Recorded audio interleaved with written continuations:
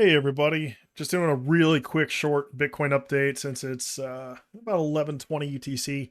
Something just to share because I think it's interesting the absolute insanity, which is the funding rates right now. The funding rates are still very, very positive, like 0.03, which is very high, about 3 times higher than normal, which is still bearish technically to build back the short book. However, we're also seeing, which I'm showing there on the screen, the long short ratio, which is wildly short. People are aping shorts to the point now that we have some really strong liquidity at 93K and even above that towards 94 and higher.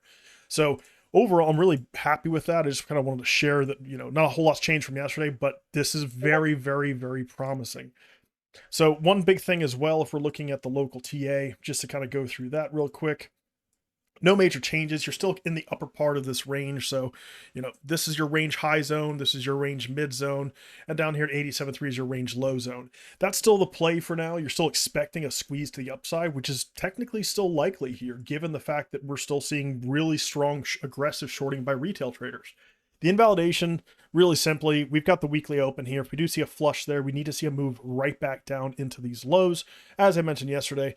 And I would actually preferably not see a sweep, so a really big row wick low that then gets rebought and we get closes back above the lows at around 87.3. If we can do this and hold the upside structure, hold the upside trend, likely to see that to be the low point before another squeeze the upside. However, given the fact that everyone's so aggressively shorting the local move and the fact that we have a ton of short liquidity above us, I mean, at 93K, there's, a couple mil, 100, couple hundred million. We've got a pretty solid amount of short liquidity going all the way up to 95K in all honesty. So I like it right now. It looks decent. It's going a bit flat and sideways. If we get the breakdown, that's just the local invalidation. The higher time frame is still there until you get confirmed losses of 87.3. But in general, I think the big thing here is to remember to think big picture. Big picture is still one thing, and that is up until proven otherwise. If we do see the bigger breakdowns under 87.3 for any reason, we should see a really quick failure through, the mid to low 80s back towards 81K and back towards 80K. There's a lot to do back here. There's a big market inefficiency. Obviously, we just full sent through that structure.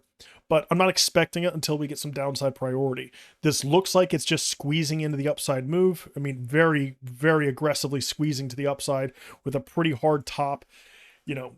If we get the fake out before we just get the full send, that's fine too. We're all still net long. Nothing's really changed. The only thing you should do here is set an alert for the mid zone 89.8K. If we break there, there's a potential scalp back lower.